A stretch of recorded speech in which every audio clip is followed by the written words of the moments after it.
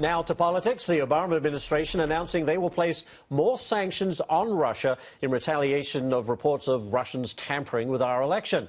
All right, let's bring in Howard Gutman. He's the former U.S. ambassador to Belgium. Thank you, Howard, for being with us, Ambassador. Now the Obama administration is going to get tough with Russia. That's what we hear. With just 22 days left in office, I find it interesting that we had the Russians taking over Crimea, their actions in Syria, but it seems with 22 days left in his administration, could you argue now he gets tough with Russia? Well, to be fair, we've had sanctions on Russia escalating over time. We've sanctioned most of the Putin oligarchs who we believe are holding Putin's money. But it seems to me Obama was late at this point in getting upset about this. This is worse than Watergate. It's Watergate plus espionage. And I can't believe all of our political leaders weren't up in arms about it. The Republicans had a choice between Trump and being up in arms. The Democrats, this was an easy call. Yeah, and listen, you mentioned sanctions. There's a belief that perhaps it will become personal towards Vladimir Putin, that they'll go after him. Is that an effective deterrent? Well, first of all, it's been personal for a long time. When we sanction the oligarchs around Putin, A, that's for them to put pressure on Putin.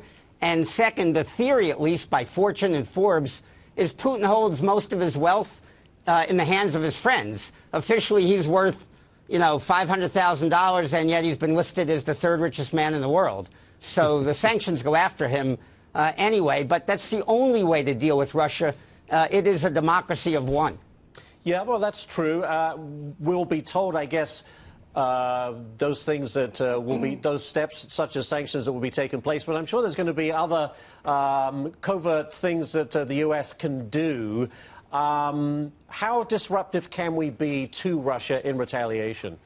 Here's the problem. It is a political nightmare for everybody, for Obama, for Trump, and the Republicans.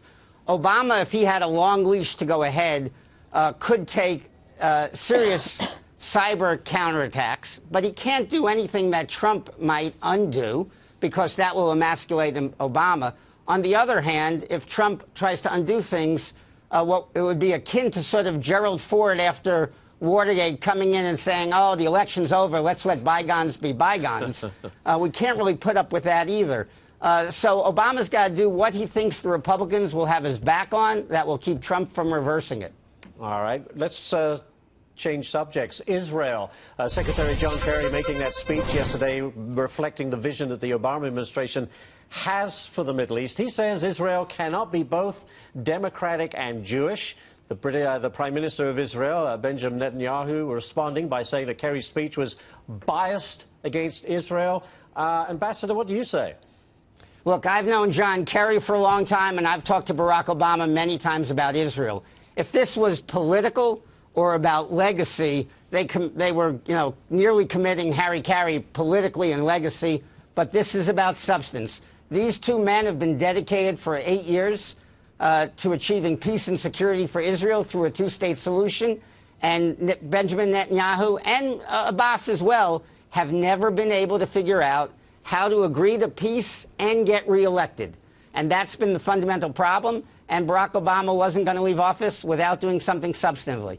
So we're really back to where we started, wouldn't you say, in that part of the world. It's going to be very difficult to find the common ground.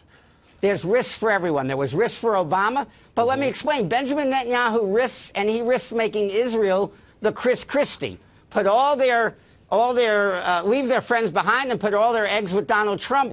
And that hasn't worked out for Chris Christie. I'm a huge fan and supporter of Israel. I hope it works out a lot better for Netanyahu and Israel.